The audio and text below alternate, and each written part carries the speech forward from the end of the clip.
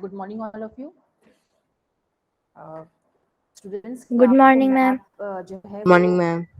Yes map okay good morning. क्या आपको map work screen पे नजर आ रहा है?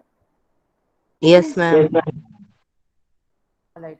Now, in the previous classes, we have studied about the Himalayan mountain system, then the northern plains. Now, in this class, we are going to continue with the chapter, and the topic which we have to cover this time is um, the Indian plateau. So third, the very important division, physical division of India is the Indian plateau. Now, before starting that, on the map, I will show you where Indian plateau is located on the map of India. Now, all the gray shaded area. Can you see these gray shaded area on the map? Yes or no? Yes, ma'am. Yes or no? I said. Okay. So all these gray Yes, ma'am. shaded area. Yes, ma'am. Yes, from the middle central part of the India till the southern part here. आप यहाँ तक नीचे तक देख सकते हो till the south of India. All these gray shaded areas, they are known as Indian plateau. All right, and not only in the this middle part of India, but here also, जहाँ पे आपका गारो, Khasi, जैंसिया and these gray shaded areas, they also come under the especially this part. ये जो है आपका जो cursor आप देख रहे हो इस पे, this part, it also comes under the Indian plateau. So we are going to study about this only today, about the Indian plateau. Now, first of all, I will tell you that Indian plateau was the first part to be formed out of all the divisions of the Himalayas, Great Plains, and the plateau. Indian plateau is the oldest part of India.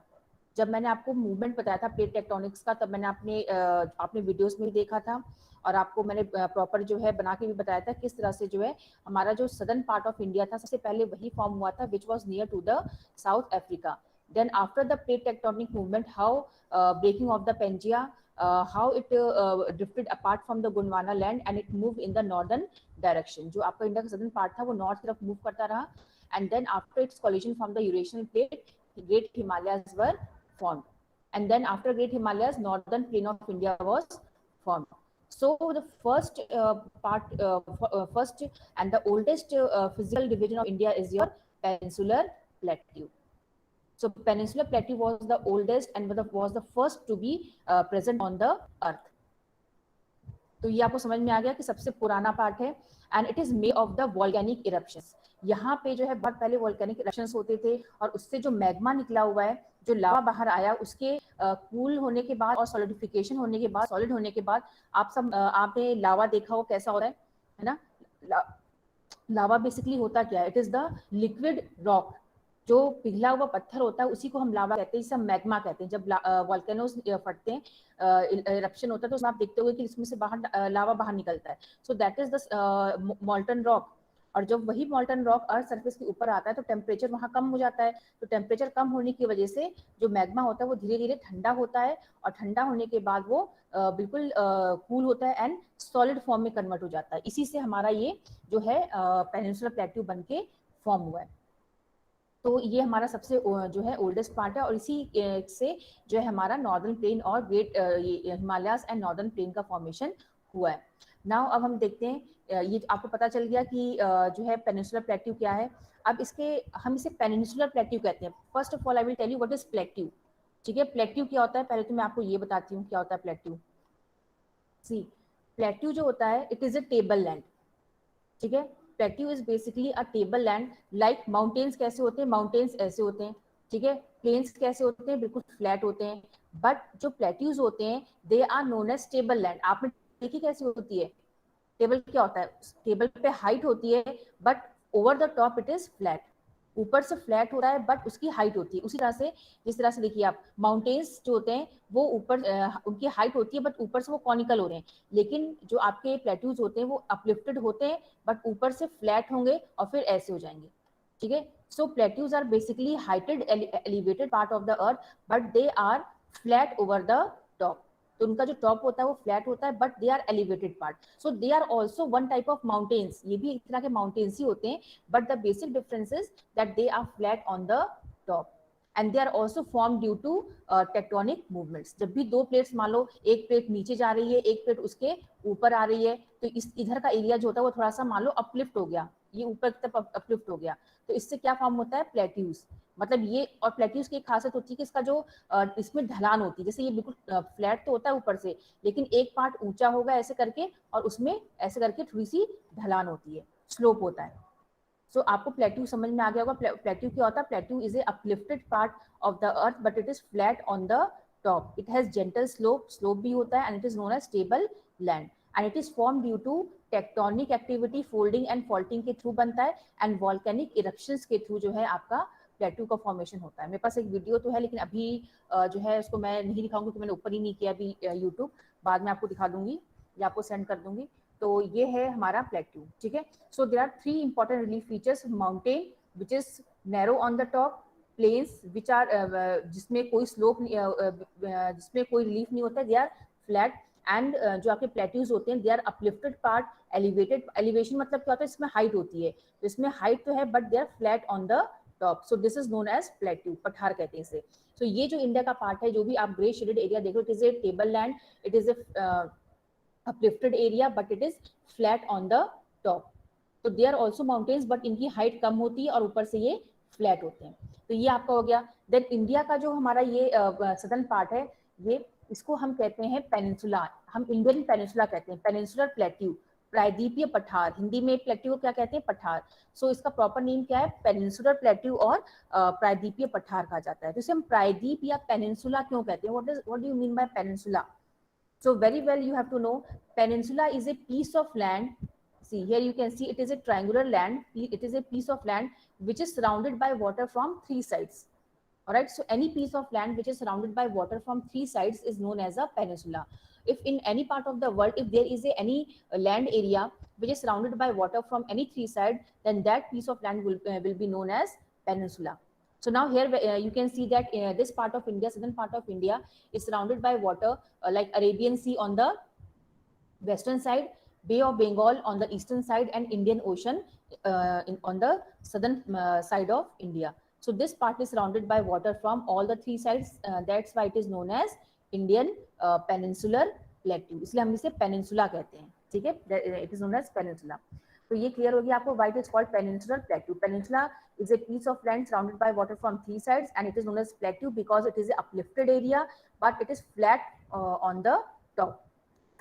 Now Indian plateau is divided into two categories, two divisions है इसके। जैसे हमने हिमालय में भी 3 division पढ़े, we studied about 3 divisions in northern plains. Similarly this peninsular plateau is also divided into two parts. One part, like here you can see Narmada. ये Narmada act as a wall. It is acting like a wall, and it is divided our Indian plateau into two categories, into two divisions. All right. First division is this one, above river Narmada. Can you see this river Narmada here? River Narmada originates from the hills of Amarkantak hills of Madhya Pradesh, and they move towards the western side and drain into Arabian Sea. So the part of the peninsular plateau above river Narmada is known as Central Highland. All of you remember this very carefully. Central Highland. बच्चों आपको मेरी आवाज आ रही है ना? Yes or no? Yes, ma'am. Yes, ma'am. So river Narmada, here you can see this all gray shaded area which is above river Narmada is known as Central Highland because it is situated in the central part of India. So all these areas are known as Central Highland. इस पूरे को हम क्या कहेंगे? Central. ये पूरा, ये जो जितना भी gray shaded area ये पूरा आएगा आपका Central Highland because it is above river Narmada. और यहाँ पे जो आपके हिल्स हैं या आपके यहाँ पे आपको माउंटेन्स कम मिलेंगे, हिल्स कम मिलेंगे, यहाँ पे आपको पठार मिलेंगे, ठीक है। लेकिन आप जैसे ही रिवर नर्मदा के नीचे आओगे, इस एरिया को हम क्या कहते हैं? Deccan plateau. This part is known as Deccan plateau, and it is, you can see this part is triangular in shape. आप देख सकते हो ना, ट्रायंगुलर है, मतलब ऊपर का पार्ट, इसका जो बेस है वो ऊपर है, और ये जैसे हम नीचे जाते हैं it becomes tapered, it becomes narrow in the southern direction. So it is the second division. So now you very well understand that देखो अभी हमने जो उसका रिटर्न मैटर है वो नहीं पढ़ा है, उसके बिना ही मैं आपको एक्सप्लेन कर रही हूँ, और इस मैप के थ्रू आपको समझ में आना चाहिए कि डेक्कन जो हमारा पेनिनसुलर प्लेट्यू है वो क्या है। Alright, so peninsular plateau is divided into two parts. The part above river, देखो ना यहाँ पे नर्मदा रिवर एक वॉल का काम कर रही है, डिवाइड कर रही है हमारे प्लेट्यू को। So the part above river Narmada is known as central highland, HIGHLAND। Highland का मतलब क्या होता है? हाईलैंड हाई मतलब ऊपर और लैंड मतलब जमीन, तो वो भूमि जिसपे हाइट है थोड़ी सी उसको हम कहते हैं सेंट्रल हाईलैंड, क्योंकि ये इंडिया के बिल्कुल सेंट्रल पार्ट में ये एरिया लोकेटेड है। And the second division below river Narmada is known as Deccan plateau, Deccan का पठार। ये आप सुन चुके होंगे, इसे हम कहते हैं डेक्कन का पठार। And it is triangular in shape, इसका बेस जो है नॉर्थ में है, एंड इसका जो साउथ का एरिया है वो नैरो है, मतलब बिल्कुल संकीर्ण हो गया, पतला हो गया। So this is the two division, central highland and Deccan plateau. अब इसी में हमें पढ़ना है कि कौन कौन से मतलब जो है यहाँ पे पहाड़ियां हैं या कौन से यहाँ पे पठार है। देखो ये जो सेंट्रल हाईलैंड है उसमें सबसे इंपॉर्टेंट जो आपका पठार है वो है मालवा प्लेट्यू। मतलब सेंट्रल हाईलैंड जो है मेनली किससे बना हुआ है?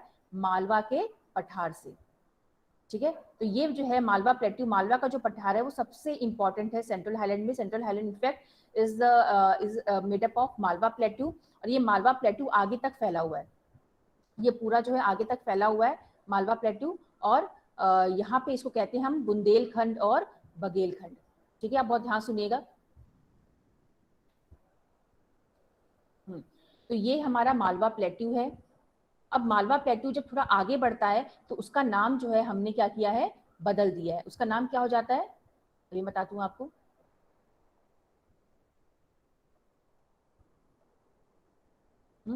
ये हो गया आपका बुंदेलखंड, और यहाँ पे ही है आपका बघेलखंड। तो Malwa plateau is known as Bundelkhand and Baghelkhand eastern direction में। जब मालवा प्लेट्यू ईस्ट की तरफ मूव करता है तो यूपी का जो सदर्न पार्ट है वहां पे इसको बुंदेलखंड और बघेलखंड के नाम से जानते हैं। आपने बुंदेलखंड का नाम सुना होगा काफी बार। तो ये बुंदेलखंड और बघेलखंड कहा जाता है। बहुत ही ड्राई एरिया है इंडिया का। और मालवा प्लेट्यू के जो है आपका वेस्ट में कौन सी पहाड़ी है? अरावलीज माउंटेन, ये देख सकते हैं आप, अरावलीज माउंटेन है। और साउथ में आपकी है विंध्या की पहाड़ियां, Vindhya ranges. Now you can see that central highlands जो है उसमें कौन कौन से रेंजेस हैं और कौन कौन से प्लेट्यूज हैं। So here Malwa Plateau is most important, and Malwa Plateau is surrounded by Aravalli Range in the western side, Vindhya Range on the southern side, and Bundelkhand and Baghelkhand on the eastern side. Although the name is not given, but it is Bundelkhand and Baghelkhand. And जब हम और आगे east की तरफ move करते हैं तो हमें क्या मिलता है? छोटा Nagpur plateau. So this also comes under Central Highlands. All these areas are known as Central Highland. ये आपका पूरा जो है Central Highland है,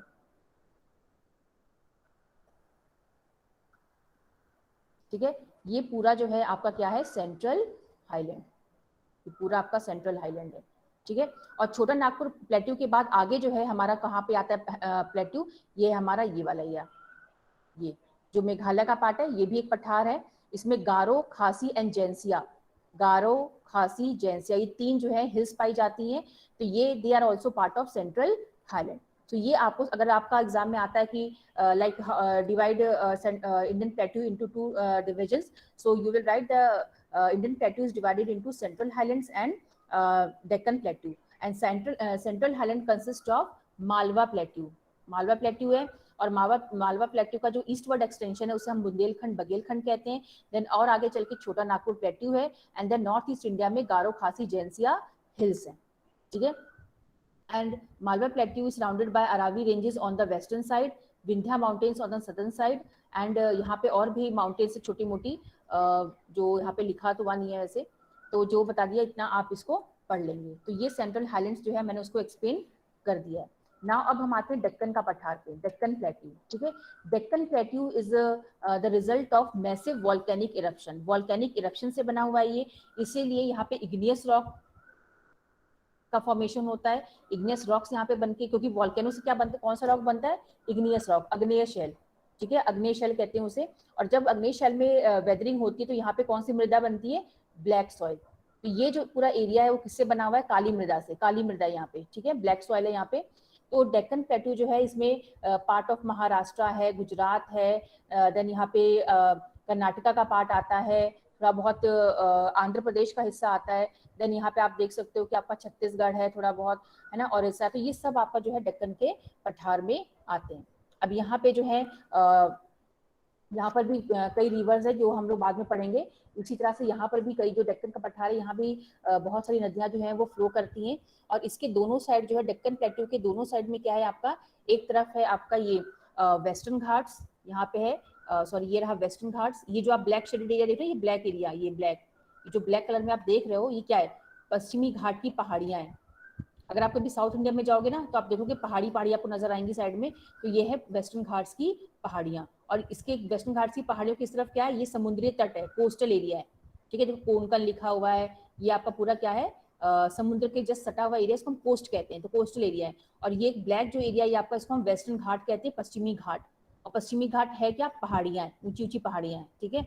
और सिमिलरली जब आप इस तरफ आओगे तो आपको क्या नजर आएगा, ईस्टर्न घाट्स। ये देखो, ये जो ब्लैक कलर की आपको पहाड़ियां दिख रही हैं, लाइंस दिख रही हैं, ये क्या शो कर रहा है आपको, ईस्टर्न घाट्स की पहाड़ियां शो कर रहा है, ठीक है। तो ये हो गया वेस्टर्न घाट और ये हो गया आपका ईस्टर्न घाट। तो डेक्कन प्लेट्यू की दोनों तरफ आपकी पहाड़ियां हैं, वेस्टर्न साइड पे वेस्टर्न घाट से, ईस्टर्न साइड में ईस्टर्न घाट से। उसके बाद यहाँ पे आपका वेस्टर्न कोस्टल प्लेन है और ये आपका ईस्टर्न कोस्टल प्लेन है। कोस्ट आप जानते हो किसे कहते हैं, कोस्ट किसे कहते हैं, कोस्ट जो समुद्र से सटा हुआ एरिया होता है, प्लेन एरिया, उसको हम कोस्ट कहते हैं। तो ये देखिए आप, ये इतना चौड़ा जो है कोस्टल एरिया है इंडिया के पास। तो इतना कुछ मैंने आपको एक्सप्लेन कर दिया। अब इसमें बहुत सारे जो है पहाड़ आते हैं, जैसे वेस्टर्न घाट, ईस्टर्न घाट तो हो ही गया, फिर इसमें अन्नामलाई है, अनाईमुडी है, कार्डामम हिल्स है ना, बहुत सारे इसमें माउंटेन्स जो है आपको पढ़ने को मिलेंगे। तो इतना मैंने आपको एक्सप्लेन कर दिया। अब हम आगे देखते हैं क्या है, इसको रिटन फॉर्म हम पढ़ते हैं। तो ये जो मैंने आपको मैप एक्सप्लेन किया है, वो आपको बिल्कुल दिमाग में होना चाहिए कि क्या चीज़ कहाँ पर है। इसी चीज़ को जो है हम लोग इसमें पढ़ते हैं। Peninsular Plateau. The Peninsular Plateau is a tableland. As I said, it is a tableland and it is made up of old crystalline, igneous and metamorphic rocks. All right. So it is very hard part because it is made up of igneous rock, and igneous rocks are known as fire rocks because they are made up from the cooling and solidification of magma. जब volcanic eruption होते हैं उसमें से magma निकलता है और वो magma जब ठंडा हो जाता है और एकदम सॉलिड हो जाता है तो उससे इग्नियस रॉक फॉर्म होता है। तो इग्नियस एंड मेटामॉर्फिक रॉक से जो है आपका जो आपका पेनिनसुलर प्लेटू है उसका फॉर्मेशन हुआ है। Then it was form, it is the oldest part जो मैं आपको ऑलरेडी बता चुकी हूँ। And once it was part of Gondwana land, मैंने आपको गोंडवाना लैंड बताया था, उसका पार्ट था ये, सबसे ओल्डेस्ट पार्ट है इंडिया में। देन यहाँ पे ब्रॉड एंड शेलो वैलीज हैं, ये बहुत ही पुराना एरिया है, बहुत ओल्ड हो चुका है आप समझ लो। तो यहाँ पे जो पहाड़ है उनकी हाइट बहुत कम हो चुकी है वेदरिंग की प्रोसेस से। और यहाँ पे जो नदियां हैं वो भी बहुत चौड़ी हैं और शेलो है, शेलो मतलब बहुत गहरी नहीं है क्योंकि इरोजन हो चुका है। तो यहाँ पे के जो रिवर्स हैं, चाहे गोदावरी हो, कृष्णा, कावेरी हो, they are not very deep and बहुत ही कम गहरी हैं, लेकिन बहुत चौड़ी हैं क्योंकि इरोजन हो चुका है, ठीक है। Now they are divided in two parts, one is central highland and the other is Deccan plateau, जो मैं भी आपको एक्सप्लेन कर रही थी।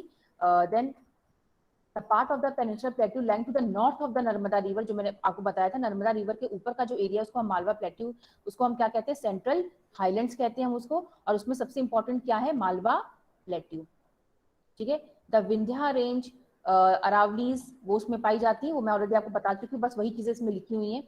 देन ये जो है आपका डेजर्ट तक फैला हुआ है। देन इसमें कौन कौन सी नदियां जो है मूव फ्लो करती हैं, वो है आपके चंबल, सिंध, बेतवा एंड केन। तो ये सारी नदियां हैं जो इसमें फ्लो करती हैं। द सेंट्रल हाईलैंड जो है वो राजस्थान के साइड जो है काफी चौड़े हैं, लेकिन जैसे जैसे वो ईस्ट में जाते हैं वो काफी संकीर्ण पतले होते चले जाते हैं। देन ये जैसे ईस्ट में बढ़ते तो उसको बुंदेलखंड एंड बघेलखंड के नाम से लोकली जाना जाता है, जो मैंने आपको बता दिया है। फिर उसके आगे और बढ़ेंगे आप तो उसमें क्या मिलता है हमें, छोटा नागपुर प्लेट्यू, और उसके बाद वहां पे कौन सी रिवर है, दामोदर रिवर। तो ये सब मैंने आपको मैप में दिखा दिया है। ना उसके आगे हम लोग पढ़ते हैं। नाउ अब हम पढ़ते हैं डेक्कन प्लेट्यू।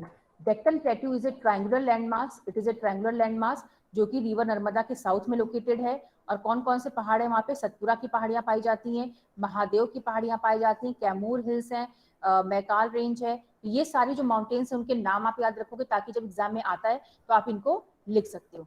ऑलराइट, सो डेक्कन प्लेट्यू जो है मैंने आपको बताया था ना उसमें मैप में, it is triangular in shape, inverted form में है। इन्वर्टेड मीन्स टॉप नीचे है, नैरो टॉप, और जो बेस है वो ऊपर की तरफ है और काफी चौड़ा है। और इसमें ये सारी पहाड़ियां इसके आसपास पाई जाती हैं। The Deccan plateau is higher in the west and slopes generally eastward. इसलिए कहा जा रहा है कि जैसे डेक्कन प्लेट्यू है, इस तरफ इसका जो एरिया है वो ऊपर की तरफ उठा हुआ है, थोड़ा सा एलिवेटेड है, और इस तरफ जैसे इस तरह से, ठीक है, मान लो ये डेक्कन प्लेट्यू है तो इस तरह से, तभी जो नदियां हैं वो इस तरफ बहती हैं। आप देखिए जितनी भी नदियां हैं भारत की, वो बे ऑफ बंगाल की तरफ गिरती हैं। क्यों? क्योंकि पठार जो है वो इस तरफ से ऊंचाई पर है, इधर ऊंचा है और इधर ढलान है, तो नदियां इधर की तरफ, जिस तरफ ढलान रहेगी उसी तरफ जो है नदियां बहकर आती हैं। Now, an extension of the plateau is also visible in the northeast, locally known as Meghalaya and Karbi Anglong Plateau. It is separated by a fault from the Chota Nagpur Plateau. जो मैंने आपको बताया था ना, गारो, खासी, जैंसिया जो hills हैं वो north east India में पाई जाती हैं। तो ये आपका पूरा मैंने आपको बता दिया peninsular plateau. The two divisions of plateau are, one is central highlands and the other is your Deccan plateau. And Deccan plateau आपको लिखना है शेप क्या है, किससे बना हुआ है और कौन कौन सी पहाड़ियां जो है यहाँ पर पाई जाती है। सो मैंने आपको सब कुछ जो है मैप पे एक्सप्लेन कर दिया था। Now next is western Ghats and eastern Ghats. वो भी मैंने अभी आपको बताया, मैप पे दिखाया है। वेस्टर्न घाट्स एंड ईस्टर्न घाट जो है वो दोनों आपकी लोकेशन जो है वो मैप पे आप देख चुके हो। अब हम इसमें जो है उसके डिफरेंसेस पढ़ेंगे। Now Western Ghats are higher than the Eastern Ghats, ठीक है, जैसे मैंने आपको मैप पे दिखाया था ना।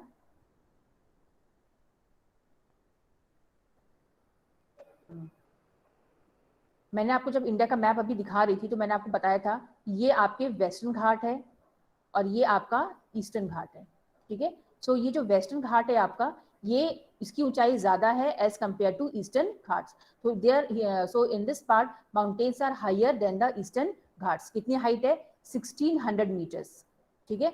900 टू 1600 मीटर्स हाइट है वेस्टर्न घाट की, whereas the height of the hills in the Eastern Ghat is only 600 meters. See, remember this thing that both these are mountains. All right, remember, घाट मतलब क्या हो रहा है यहाँ पे? दोनों पहाड़ियां हैं, दोनों माउंटेन्स हैं, बट ये ऊंची पहाड़ियां हैं एंड ये जो है इनकी हाइट कम है।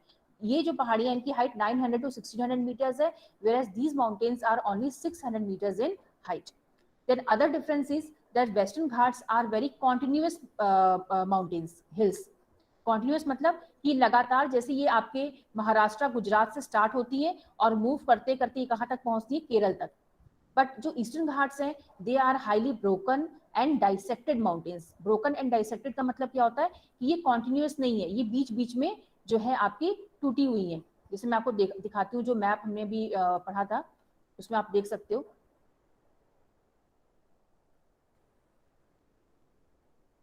ये अभी जो मैंने आपको मैप पे दिखा था, आप ये देखिए, जो वेस्टर्न घाट्स की पहाड़ियां हैं वो तब भी कॉन्टिन्यूस हैं, ठीक है।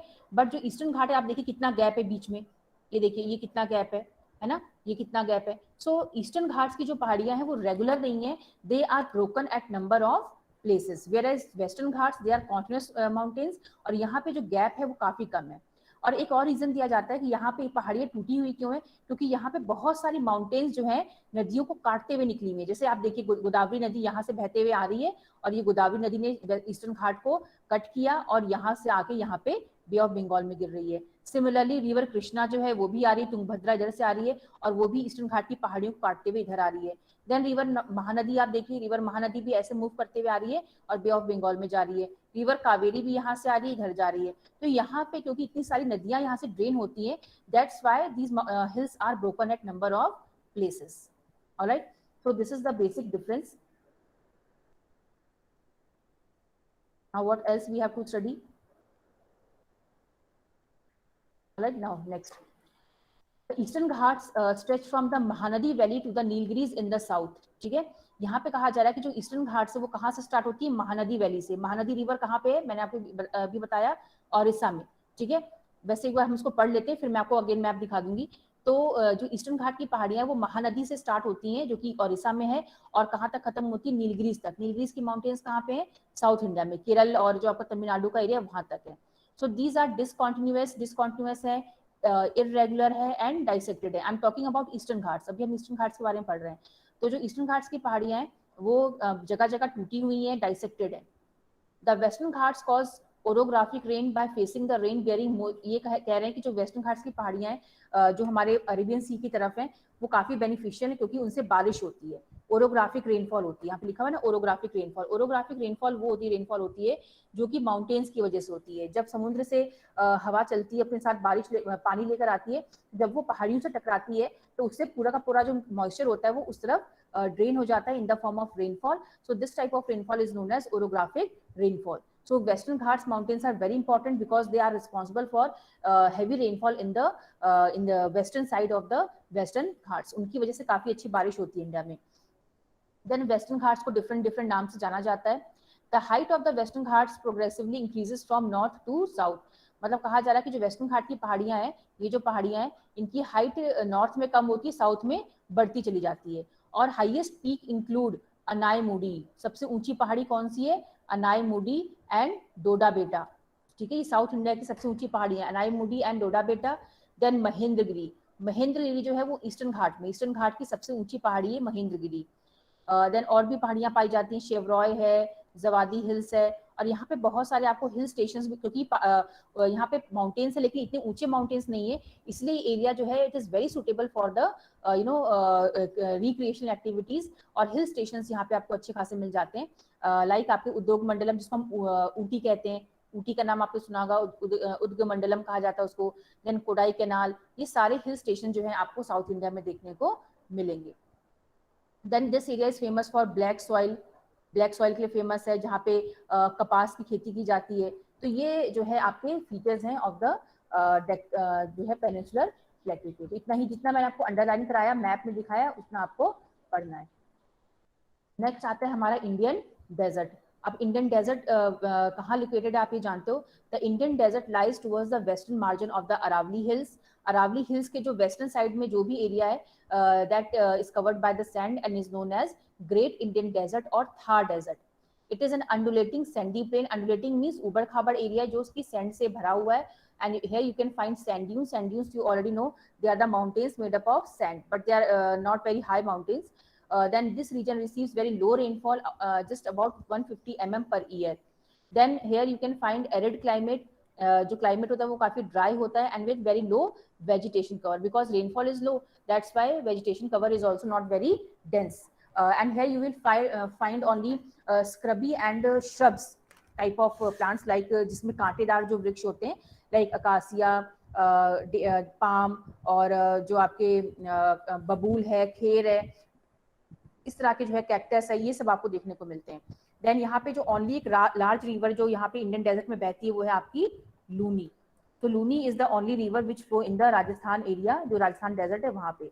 देन बारखन्स आपको यहाँ पाए जाते हैं. बारखन्स आप इसको अंडरलाइन कर लीजिए. देखो सैंड ड्यून्स क्या होते हैं, इस तरह से होते हैं. ठीक है, सैंड ड्यून्स जो होते हैं वो काफी मतलब हाइट तो नहीं होती लेकिन इस तरह से होते हैं, टीले होते हैं. ठीक है, बट बारखन्स आपके इस तरह के होते हैं, इस तरह के हाफ मून जो होता है ना, हाफ मून के शेप में आपके होते हैं बारखन्स, इस तरह के. ये भी सैंड से बना होता है, पहाड़ी होती है, बट वो मून की तरह देखने के लिए लगती है. दो इसके कोने इस तरह से निकले होते हैं, तो इसको हम बारखन कहते हैं. ठीक है, तो ये जो हो गया आपका इंडियन डेजर्ट, इसमें बहुत कुछ ज्यादा नहीं है. नाउ नेक्स्ट है आपका कोस्टल प्लेन्स. कोस्टल प्लेन्स मैंने आपको बता दिया था कहाँ पे, जो इंडिया का मैंने मैप आपको जब बना के दिखाया था, ये देखिए, ये है आपका इंडिया का मैप. यहाँ पे वेस्टर्न घाट्स की पहाड़ियां हैं, यहाँ पे ईस्टर्न घाट्स की पहाड़ियां हैं, और ये जो आपका एरिया है ये क्या है आपका कोस्टल प्लेन, क्योंकि समुद्र से सटा हुआ है. ये आपका बे ऑफ बंगाल है, ये आपका अरेबियन सी है. तो अरेबियन सी और बे ऑफ बंगाल से सटा हुआ जो भी प्लेन एरिया है, आप कहीं ना कहीं शायद किसी ओशन के पास गए होंगे कभी घूमने के लिए, गोवा है, या फिर आप कभी कर्नाटका गए होंगे, मैंगलोर, या फिर आप मुंबई गए होंगे, तो आपने देखा होगा वो क्या है, कोस्टल एरिया है, because they are connected to the sea. Similarly, here also India has a very long coastline. So what is a coast area? Coast area are the plain areas near to the oceans or sea. Now India has a very long coastline, क्योंकि हमारा काफी लंबा coast line है, पूरा यहाँ गुजरात से लेकर waste Bengal तक हमारा पूरा कोस्टल एरिया फैला हुआ है. और जो आपके वेस्टर्न घाट्स की तरफ जो कोस्टल एरिया है वो जो है आपका बहुत वो है, पतला है, नैरो है, क्योंकि मैंने आपसे कहा ना कि माउंटेन जो वेस्टर्न घाट की पहाड़ियां वो ज्यादा चौड़ी हैं और ज्यादा हाइट वाली हैं, इसीलिए क्योंकि सारा एरिया तो पहाड़ों ने यहाँ पे ऑक्यूपाई कर रखा है, इसलिए यहाँ पे प्लेन एरिया कम है. ठीक है, जैसे कि मान लो ये है आपका कोस्ट, ये है वेस्टर्न घाट की पहाड़ियां, और यहाँ पे ये जो प्लेन एरिया है ये काफी नैरो है, ठीक है, कम है यहाँ पे। लेकिन वहीं अगर आप ईस्टर्न घाट की तरफ जाओगे तो ईस्टर्न घाट की तरफ जो है माउंटेन्स जो है वो कम है, इसलिए वहां पे जो आपका प्लेन एरिया, कोस्टल एरिया वो ज्यादा वाइडर है, ज्यादा रात चौड़ा को है। भी देखना चाहिए जब नींद आती है। किसी का माइक ऑन है, बंद कर लीजिए माइक। किसी बच्चे का माइक ऑन है, ठीक है। The peninsular plateau is flanked by a stretch of narrow coastal strips running along the Arabian Sea on the west and the Bay of Bengal on the east. The western coast, sandwiched between the Western Ghats and the Arabian Sea, is a narrow plain. जैसे मैंने आपको बताया कि यहाँ पे आपका Arabian सी है, then आपका ये आपका है वेस्टर्न कोस्टल प्लेन, और यहाँ पे आपके वेस्टर्न घाट की पहाड़ियाँ हैं। तो आप लिखोगे क्या, that western coastal plain they lie between Arabian sea on the west and Western Ghats on the east. तो ये आपका प्लेन एरिया हो गया western coastal plain. Then it consist of 3 section, इसके 3 सेक्शन है, आपको मैं मैप पे दिखा देती हूँ। पहला सेक्शन है कोंकण, दूसरा सेक्शन है आपका कन्नड़ प्लेन जो कि गोवा में है, and the last is your Malabar coast. Similarly आपका जो, अगर हम ईस्टर्न साइड में जाएंगे तो जो आपका ईस्टर्न कोस्टल प्लेन है वो काफी वाइड है, चौड़ा है, और इसका ये भी डिविजन्स में, इसका जो नॉर्दर्न पार्ट है उसको नॉर्दर्न सरकार कहते हैं, और जो सदर्न पार्ट है उसको हम कोरोमंडल कोस्ट कहते हैं। देन यहाँ पे बहुत सारे आपको रिवर्स ड्रेन होती हुई मिलेंगी, लाइक महानदी है, गोदावरी है, मैंने अभी आपको दिखाया था कि बहुत सारी नदियां जो है वहां से ड्रेन होती हैं बे ऑफ बंगाल में, एंड यहाँ पे चिलिका लेक भी पाया जाता है। तो ये मैं आपको एक बार मैप में दिखा देती हूँ जो मैंने अभी आपको समझाया है।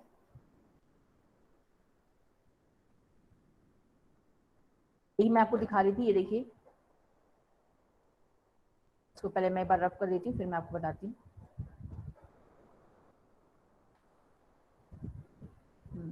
ये देखिए, ये जो आप देख रहे हो ना कोंकण, ये हो गया कोंकण है, देन यहाँ पे ये आपका मालाबार कोस्ट है।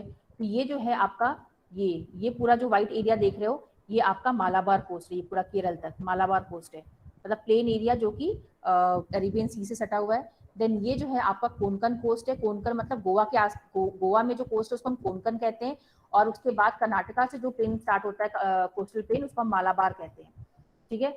उसी तरह से आप यहाँ पे देख सकते हो वेस्टर्न घाट जो है कितना सारा प्लेन एरिया, इधर देखिए, इधर तो देखिए नैरो है, इधर कम है प्लेन एरिया, लेकिन यहाँ पे प्लेन एरिया काफी ज्यादा है, आप ये देख सकते हो, क्योंकि पहाड़ियां जो हैं वो काफी पतली हैं और बहुत सारा एरिया यहाँ पे बचा हुआ है। तो ये महानदी जो है ये वहां से पूरा स्टार्ट होता है, देखिए पूरा प्लेन एरिया और केरल तक जाता है। तो यहाँ का जो plain area eastern coastal plain का दैट इज वेरी वाइड, बहुत चौड़ा है, और इसकी लोकेशन क्या है, between Eastern Ghat and Bay of Bengal. तो ईस्टर्न घाट और बे ऑफ बंगाल के बीच में जो है आपका ईस्टर्न कोस्टल प्लेन है, और वेस्टर्न घाट और अरेबियन सी के बीच में आपका ये जो है वेस्टर्न कोस्टल प्लेन है। तो ये आपके प्लेन एरियाज के बारे में मैंने आपको बता दिया। यहाँ पे बहुत सारी नदियां जो है वो ड्रेन होती हैं, ये 2 हिस्सों में डिवाइडेड है। एक है आपका नॉर्दर्न सरकार, देखो यहाँ पे लिखा हुआ है नॉर्दर्न सरकार, eastern coastal plane is divided into northern सरकार, एंड दूसरा है आपका कोरोमंडल कोस्ट। तो ये हो गया एक नॉर्दर्न सरकार हो गया, एक हो गया आपका कोरोमंडल कोस्ट, ये 2 हिस्सों में डिवाइडेड है। और ये भी 2 हिस्सों में डिवाइडेड है, एक है आपका कोंकण और दूसरा है आपका मालाबार कोस्ट। तो ये आपका हो गया इंडियन कोस्टल प्लेन्स के बारे में। इंडियन डेजर्ट हमने पढ़ लिया, आइलैंड्स के बारे में हम लोग पढ़ लेते हैं। यू हैव ऑलरेडी, हमारे यहाँ पे इंडिया में 2 ग्रुप ऑफ आइलैंड्स हैं, एक है अंडमान निकोबार और दूसरा है लक्षद्वीप। तो लक्षद्वीप आइलैंड जो है वो हमारा कहाँ लोकेटेड है, केरल के पास में ही है, मतलब in the Arabian sea, and जो हमारा अंडमान निकोबार है वो बे ऑफ बंगाल में। अंडमान निकोबार जो है वो ज्यादा बड़ा है, और जो हमारा लक्षद्वीप है वो देखो 32 स्क्वायर किलोमीटर एरिया का है। इसकी जो कैपिटल है वो है कवरात्ती, और यहाँ पे एक आइलैंड, इसी स्कैटर्ड आइलैंड्स, मान लो एक ये आइलैंड है, फिर एक ये आइलैंड है, फिर मतलब स्कैटर्ड है, ये मत सोचो कि सिर्फ एक बड़ा सा एक आइलैंड है, बस वही हो गया, छोटे छोटे स्कैटर्ड आइलैंड्स हैं, उनसे मिलकर लक्षद्वीप बना हुआ। उसी तरह से अरेबियन सी में भी आपने देखा होगा, एक यहाँ पर है, एक यहाँ पर है, यहाँ पर, ऐसे करके काफी लंबा सा ये आपका आइलैंड पूरा बना हुआ है, ठीक है। ऐसे ऐसे करके ग्रुप्स ऑफ आइलैंड्स है, मतलब जो आपका अरेबियन सी है, ये अंडमान निकोबार है, उसमें 300 से ज्यादा छोटे मोटे आइलैंड्स को मिलाकर आपका जो है अंडमान एंड निकोबार बना हुआ है। और ये जो आपके हैं, देखो यहाँ पे दिया हुआ है, Andaman in the north and Nicobar in the south, it is believed that these islands are elevated portion of the submarine mountains. कहा जाता है कि जो अंडमान निकोबार आइलैंड है वो जो समुद्र के अंदर माउंटेन्स होते हैं वही ऊपर उठकर आ गए हैं, मतलब उनका वो इतने हाइट इतने ऊंचे थे वो कि उनका जो लेवल है वो पानी के ऊपर आ गया है, तो उसी से आपके अंडमान एंड निकोबार आइलैंड जो है वो बनकर तैयार हुए। जबकि लक्षद्वीप जो है वो एक कोरल आइलैंड है। कोरल आइलैंड क्या होता है, कोरल पॉलिप्स एक ऑर्गेनिजम्स होते हैं और उनके स्केलेटन से जो है आपका लक्षद्वीप आइलैंड बना हुआ है, और ये बहुत मिलियंस ऑफ ईयर्स लग जाते हैं इसको बनने के लिए। तो इस तरह से आपका जो है लक्षद्वीप आइलैंड बना हुआ है। तो लक्षद्वीप आइलैंड जो है वो कोरल से बना हुआ है। अंडमान एंड निकोबार जो आइलैंड्स है वो आपका जो माउंटेन्स होते हैं पानी के नीचे, उन्हीं की वजह से उसका फॉर्मेशन हुआ है। तो ये जो है आपको, ये चैप्टर आपका फिनिश होता है। अब आप इसमें नोट्स बनाएंगे और ये जो क्वेश्चन आंसर्स हैं ये आपको पूरे कंप्लीट करके कॉपी जो है, इस बार तो शायद कल, क्योंकि कल ही कॉपी आपको सबमिट करें तो आप कल के उसमें नहीं हो पाएगा, या जिसका हो जाएगा तो वो कल के ही कॉपी में इस काम जो है सबमिट कर देगा, नहीं तो नेक्स्ट टाइम जो होगा आप वो सबमिट कर देंगे। और अभी तक जितना काम करवाया आप उसको कर लीजिएगा। कोई चैप्टर में अगर प्रॉब्लम है आपको तो आप मुझसे पूछ सकते हैं।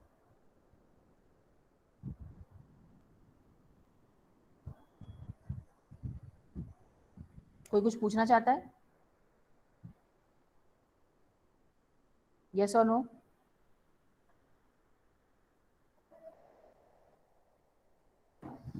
ठीक है, चलिए, आई होप कि आपको समझ में आ गया होगा, क्योंकि थोड़ा सा लेंदी चैप्टर है और ज्योग्राफी थोड़ा टफ भी है। कल जो है tomorrow we will start with the next chapter, that is economics, human resource.